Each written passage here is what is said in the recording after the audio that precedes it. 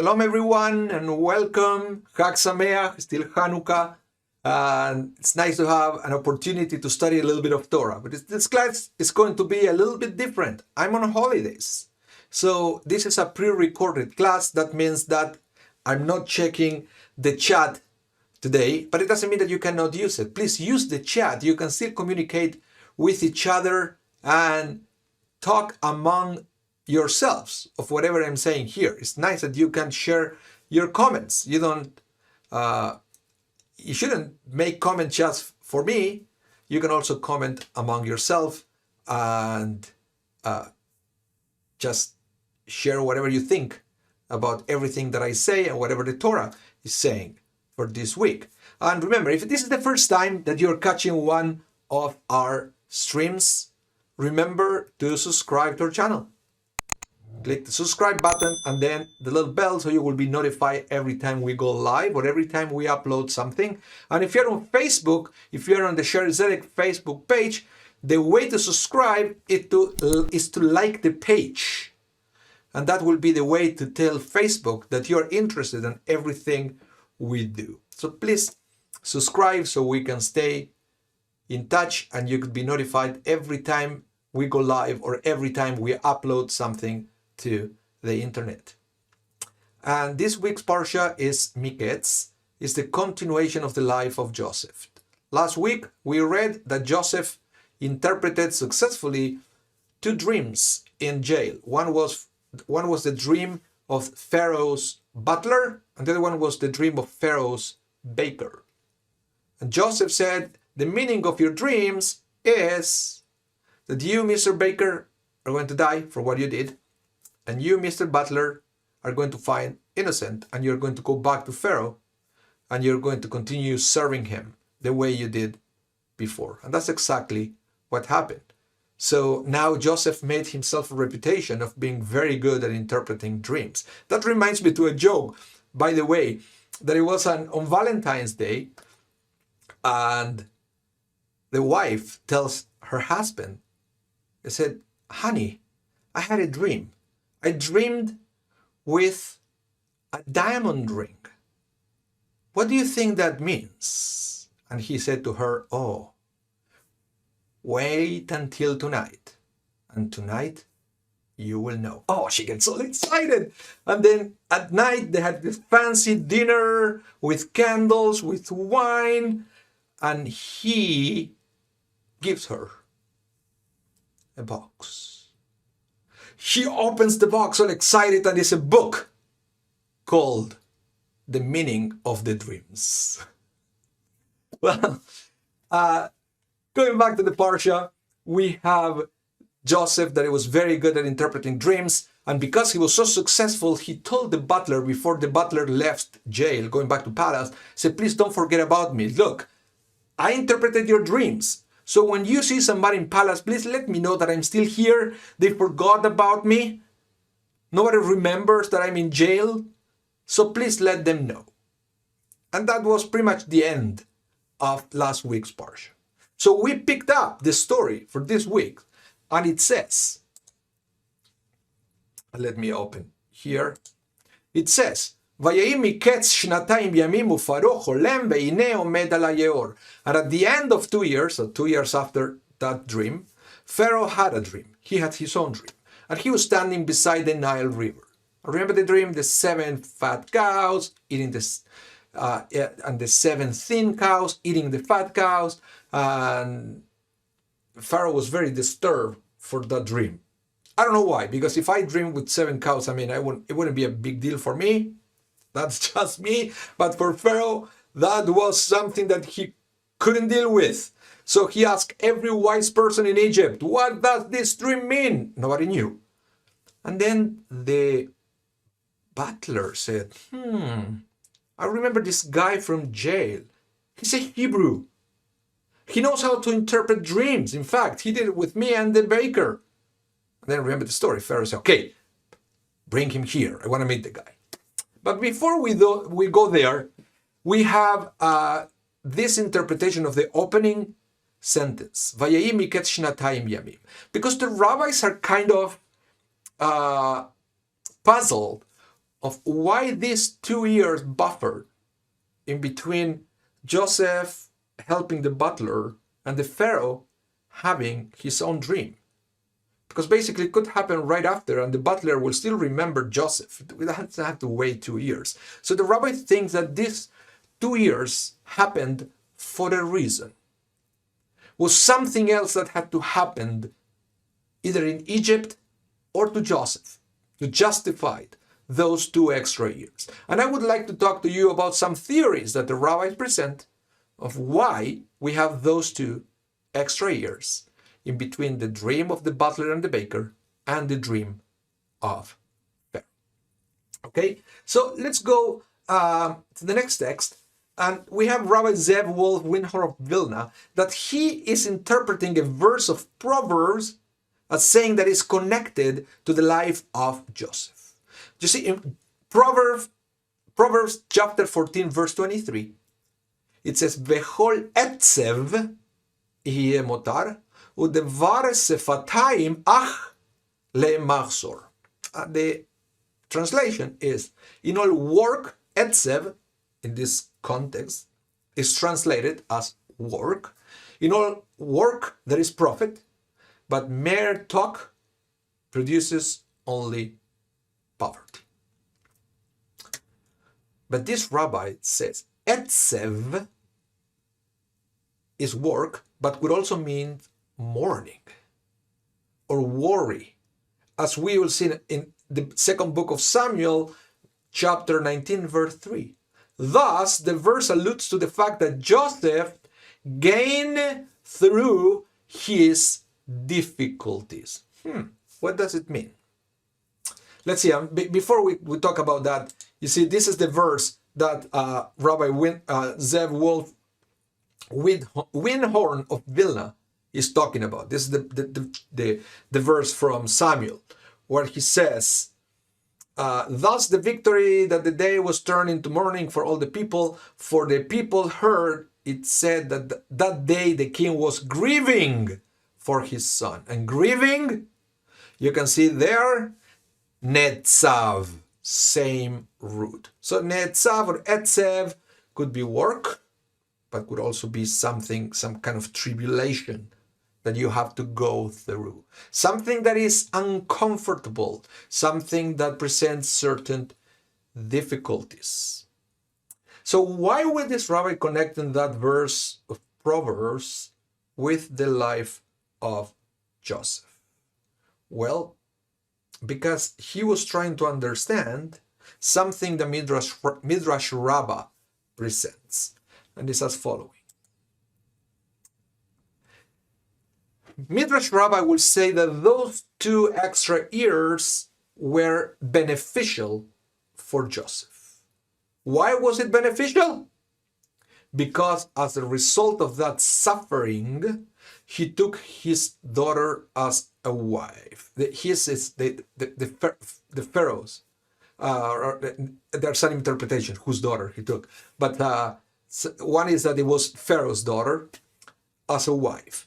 But on account of that which Joseph said to the chamberlain or the butler of the cupbearers, 2 years were added for him to his incarceration. So the Midrash Rabbah is presenting 2 different things here.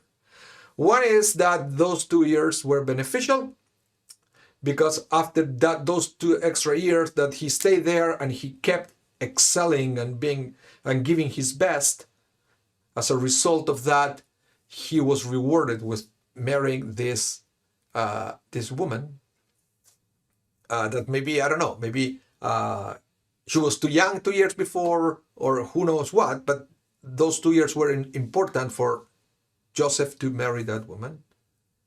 But there is this other interpretation that it says that actually the 2 extra years were not intended to be added, but because of what Joseph said to the butler, those 2 extra years were added as a punishment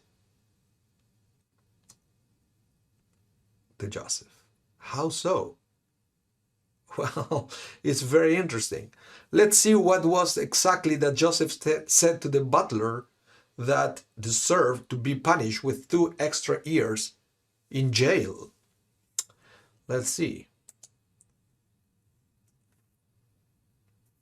Well, you can see there when the Genesis 41:45 is talking about when he married this woman, Osnat, the daughter of Potiphar, priest of On.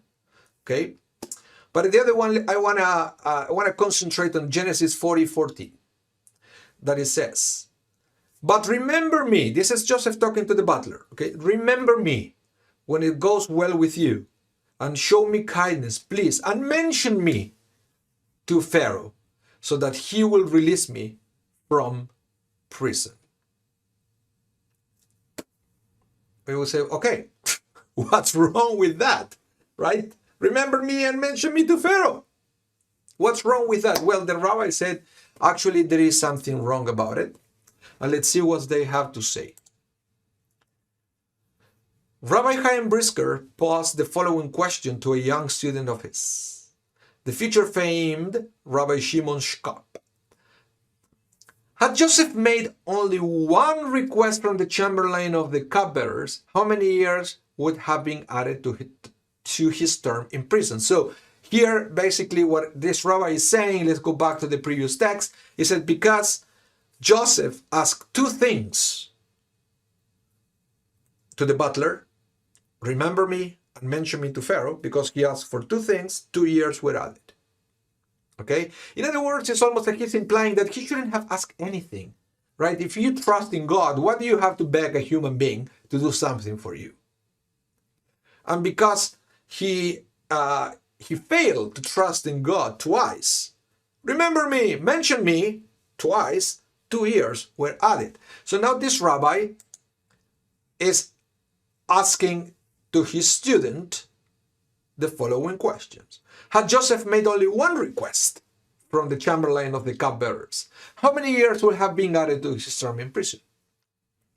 So Rabbi Shimon answered that since 2 requests were punishable with 2 years of imprisonment, it follows that for 1 request, Joseph would have been liable for 1 extra year. Is that logic? Wouldn't you say the same thing? Well, Rabbi Chaim demurred. Rather, had Joseph made only 1 request, he would have not been liable at all, and nothing would have been added to his term of imprisonment. Rabbi Chaim based his assertion on the explanation of his father. Joseph was punished for excessive reliance on the chamberlain. Excessive reliance. It is possible that such excess was expressed only in his double request. Had he made only a single request of the chamberlain, he may have been deemed good and proper, and he would not have been punished at all. But he has slipped from his pinnacle of emunah, of faith, and he was thus punished for both requests. This is a fascinating thing, because basically what the rabbis are saying here is that, yes, we have to have faith in God. We have to believe that God is with us, God is protecting us, and God is working on our behalf in the background, even when we are not aware of that. But it doesn't mean that we have to do nothing. We can't just sit and meditate 24/7. We still have to live our lives, and certain thing has to be done by us. We have to take the initiative. We have to make phone calls. We have to pay bills. We have to go to work. We have to raise the family. We have to educate our kids. We can't say, no, God is going to do everything for me. That's not the way it works. But what he's saying here is that there is a fine line in between doing things and trying to outsmart God, or to sometimes even to cheat our way to success. There is a certain point when you said, oh, maybe I should stretch this, or I should light here because that will give me an edge. No, that's not the way it should work. You should always take the high road. Even when it looks like maybe, the odds are not in your favor if you do that. But as a Jew, you should know that that's what you should do. And that's when you invite God to show up in your life, when you do your part in a proper way.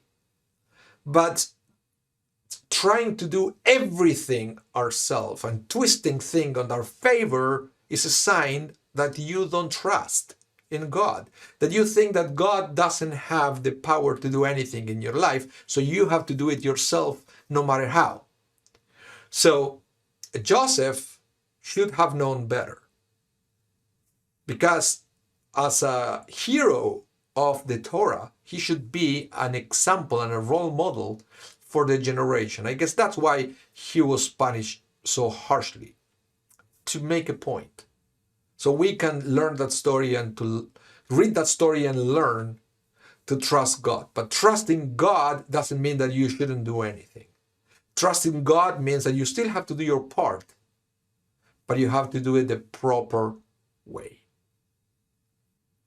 You have to do certain things, but there is a point when you have to take the hands out of the wheel and past certain limit. You have to let God drive in your life. Somebody said to me once that the way you do it is you give your 100%. After that, it's not up to you anymore, and you have to let God do his part. So it's a very interesting concept.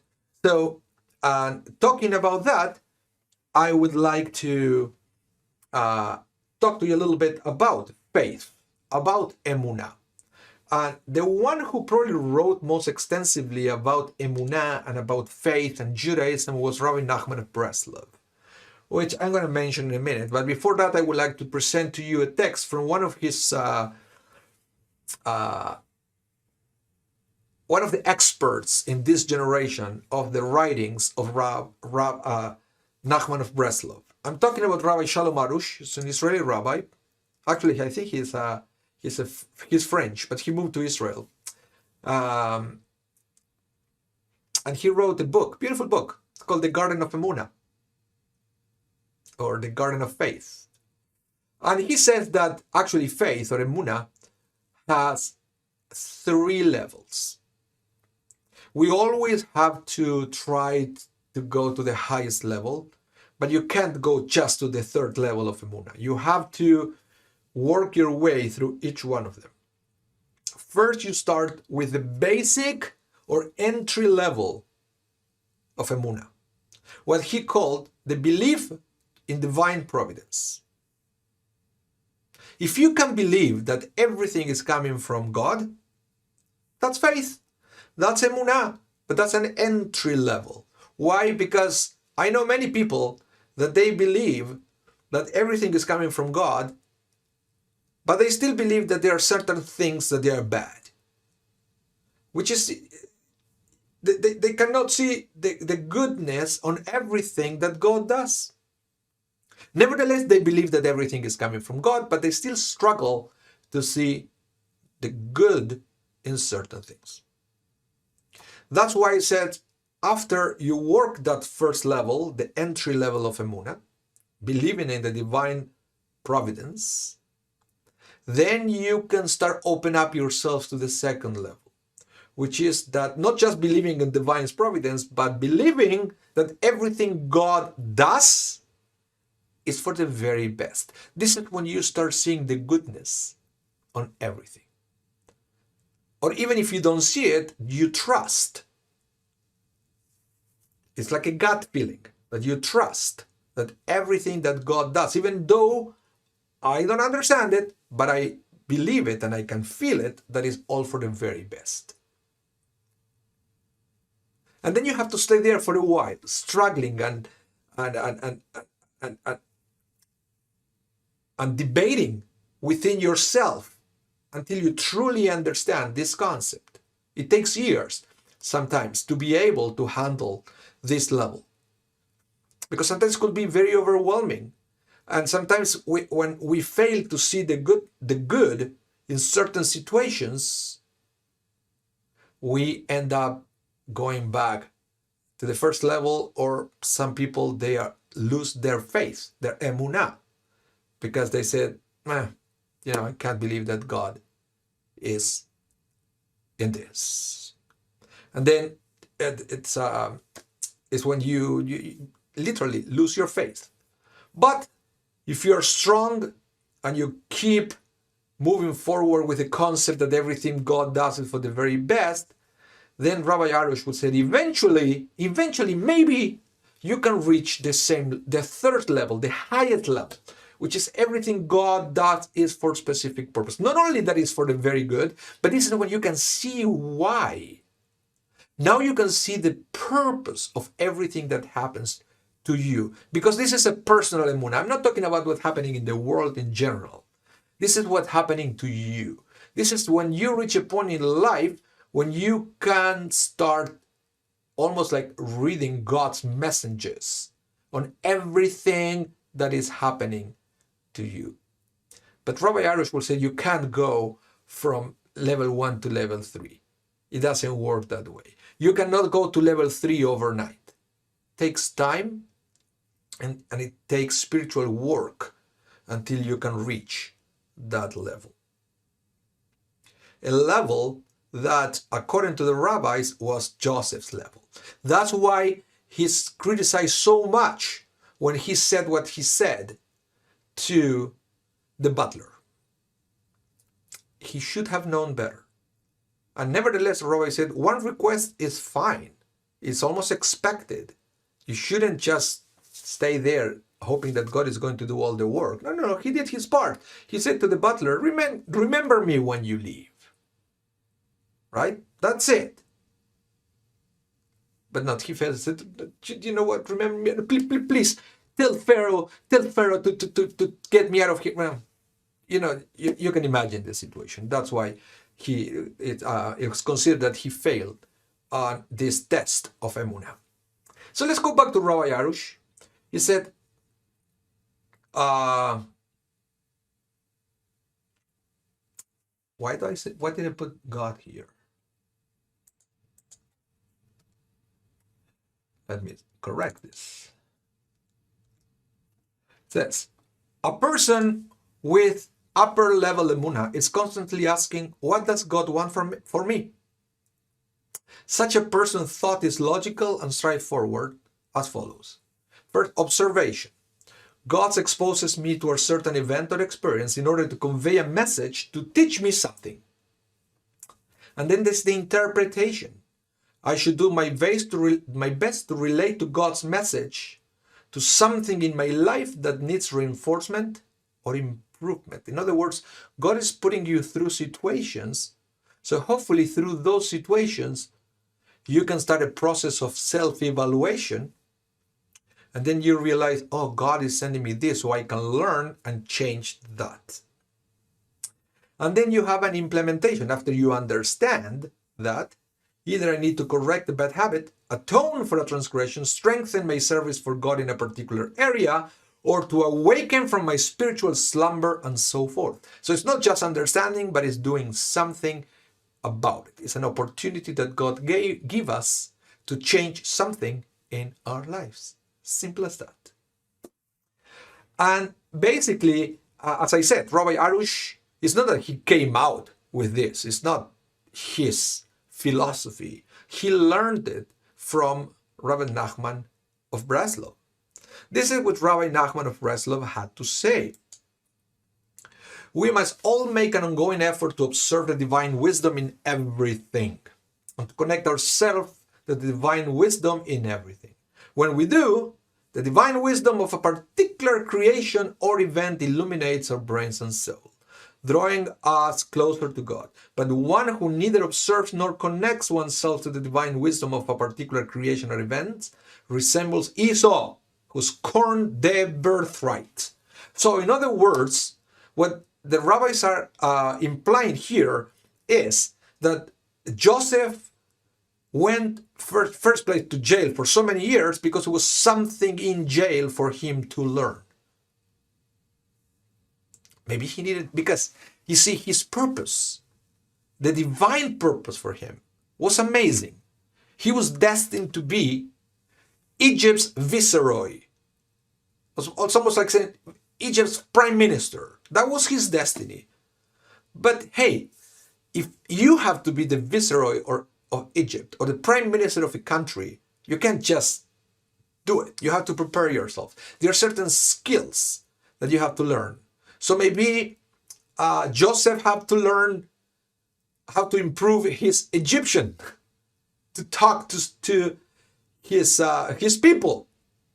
Maybe he has to learn about the Egyptian culture, and it's something that he could learn in jail. Maybe he needs to polish his organization skills, because one of the things that we are going to read in the Torah is that Joseph became the manager of the jail. Perhaps something that he learned there was fundamental to be the one managing Egypt when they have to store food for 7 years to be prepared for the famine for the next 7 years, and so forth. Maybe those extra 2 years were important for him to strengthen the emunah, because otherwise he may have failed as a viceroy whenever a difficulty came his way. So, in other words, we're saying the whole process, even though when we read the Torah it seems to be unfair and painful for Joseph, it was necessary to prepare him for this great destiny that it was in store for him. It's almost like the rabbis are implying here, and this is something that applies for each one of you, is that the bigger the challenges that you are facing, the greatest the destiny that is waiting for you.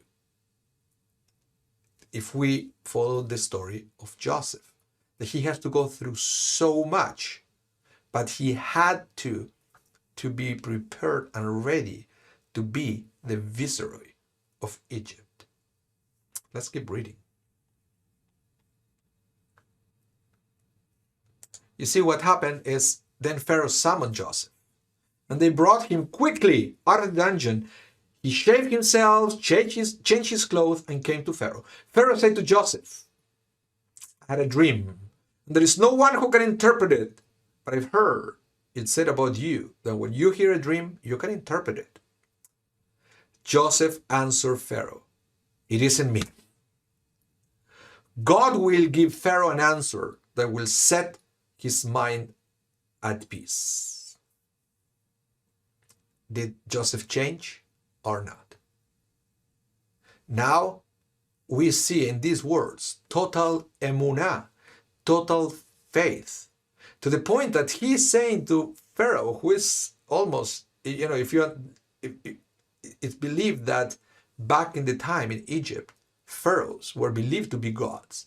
So if you said to God, no, it won't be me, the one telling you the interpretation, but it's going to be Elohim, referring to not Pharaoh, a different God. That was gutsy to say that.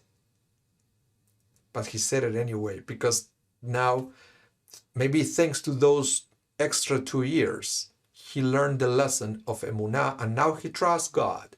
He knows that if God put him there, Pharaoh won't do anything to him. And that's exactly what happened. He became the viceroy of Egypt. But and the other thing that the rabbis are amazed about this and how fast it happened. When Pharaoh said, I need somebody to interpret my dream, and the butler said, Joseph is in jail. I said, go quickly, bring it here, shave him, put it there, boom, boom, boom, boom, boom. Within a day, he was the viceroy of Egypt. And sometimes life happens like that. That we get so many challenges and so many difficulties, and then one day, it's almost like God is breathing in our direction, and we go from the back to the front in a second. So we never know. Our mission is to do our best, to give our 100%, and then to trust in God. And when the time is right, things are going to happen. That is one of the principles of emunah, principles of faith. So, see what it says. This is the Torah lessons to us regarding the profundity of the education we receive in our formative years. Joseph was so imbued with the knowledge that God is the one who gave him the ability to interpret the dreams that he did not even consider any aforementioned concern. The education which he received from his parents was such that even though he left home at 17 years of age, he held fast to their teachings. From this, we can see the deep roots which we can cultivate in children that even the strongest winds cannot uproot. So this is now a teaching for parents if you want to raise kids with strong emunah, that the message of emunah should start from early ages at home. And this is something that maybe it's a waste of time. Maybe we should wait until the kids are a little older. No. It's never too early to learn that as religious Jews, we should do two things. Number one is trusting in God, but that's not all. Number two, we have to work hard and to do our best. What could be wrong about that? We are not saying you don't have to do anything. You know what? You're a religious person, God will do everything for you. That's not the message at all. The message that we should teach our children, but also to learn ourselves, is that a proper way to live a life in a Jewish way is develop both aspects. The spiritual aspect and to strengthen our connection with God, and also to learn that that's not an excuse for stopping doing our best. The two things have to be together, and the two things have to be present in our life. So with that said, remember I said that when Joseph in jail, he mentioned two things to the butler and he was punished for that. Well, you will see that after Pharaoh brought him out of jail, and after Joseph interpreted the dreams of the 7 cows, etc., and said that that means that it's going to be 7 years of abundance and 7 years of famine, and you should store food during the 7 years of abundance so you will have enough to eat during the 7 years of famine. Joseph said to Pharaoh, well, therefore Pharaoh should look for a man both discreet and wise to put in charge of the land of Egypt. You see, once again, Joseph requested salvation from a fellow human. Did Joseph not learn his lesson during his 2 years in prison? Well, of course he did. Because this is a single request. He's not begging Pharaoh. He's not trying to sneak his way into palace. He did his part. All what he did is to plant this seed on Pharaoh's head. Pharaoh should look for a man. Of course, Joseph was talking about himself, right? But no, he said, Pharaoh should look for a man both discreet and wise to put in charge of the land of Egypt. Period. That's it. He didn't say, it's me, you won't find anybody else. Look around you. All these people, they call themselves wise men. They couldn't even interpret your dreams. Are you going to trust them? Of course not. He didn't trash them. He didn't do Lashon Hara. He didn't gossip about other people in Egypt to make him look better. No, but he said, Pharaoh should look for a person that is proper for this job. And of course, Pharaoh was even more impressed with Joseph after he spoke that way, and Joseph became the viceroy of Egypt. You see, we know that Joseph did learn that God exclusively controls the success and destiny of all the world's inhabitants, as evidenced by his reply to Pharaoh's request. And Pharaoh said to Joseph, I dreamt a dream, but no one can interpret it. Now I heard it says of you that you comprehend a dream to interpret it. Joseph answered Pharaoh, saying, this is beyond me. It is God who will respond with Pharaoh's welfare. Indeed, by stating so unequivocally that he played no active role in the deciphering of the dream, he completely undermined the misconception that you comprehend a dream to interpret it, likely destroying his last opportunity to ever be released from prison. By doing so, demonstrated the completeness of his dependence on a divine resolution to his crisis, negating all reliances on his own action, working with within this mindset. Joseph's suggestion to Pharaoh regarding the viceroy did not constitute a breach. A lack of faith, a lack of emunah, is not demonstrated by a particular action, but by the mindset behind that action. Giving Pharaoh the opportunity to release him while maintaining completely unswerving reliance on divine kindness is indeed the embodiment of exhibiting faith in God. In other words, it's all about your mindset. It's all about developing a mindset of trusting God at the same time that we do our best in life. So this is the message that I wanted to bring with you. As I mentioned before, shorter class. I guess that's fine. Once in a while we can study for less than an hour. Feel free to comment among yourself what you think about emunah, what you think about faith, about trusting in God, and about doing our best and combining the two together. I don't know if you ever anything that we talk about today ever happened to you.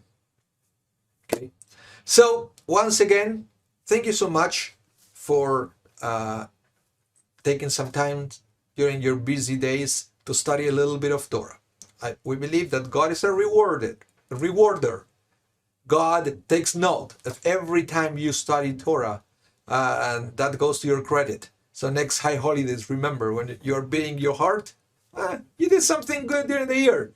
You stopped in the middle of the day, week after week, to study Torah. So this is good, not only good for our souls, it's good for our spiritual accounts as well. So remember, next Thursday, there is no Torah L'chaim. I will return, God willing, week after that. But again, still on Hanukkah. Happy Hanukkah to all of you. I hope you're having a wonderful celebration of this festival of lights. And again, remember to subscribe to our channel and to hit the bell so you will be notified and you can receive notifications of every time we upload something to the net. Remember to like the video, share it if you want in your social media account so we can reach to even more people. Have a wonderful rest of your day and your week. Stay safe, and I hope to be able to see you soon in person. Bye now. Chag Sameach.